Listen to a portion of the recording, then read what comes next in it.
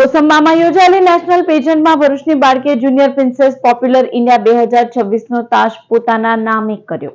મેનહુડ events દ્વારા આયોજિત ભારતના સૌથી પ્રતિષ્ઠિત અને ગ્લેમરસ રાષ્ટ્રીય પેજન્ટ મિસ, મિસિસ અને કિડ્સ પોપ્યુલર ઇન્ડિયા સિઝન 2નું ભવ્ય ગ્રાન્ડ ફિનાલે સુરત ખાતે સંપન્ન થયું છે.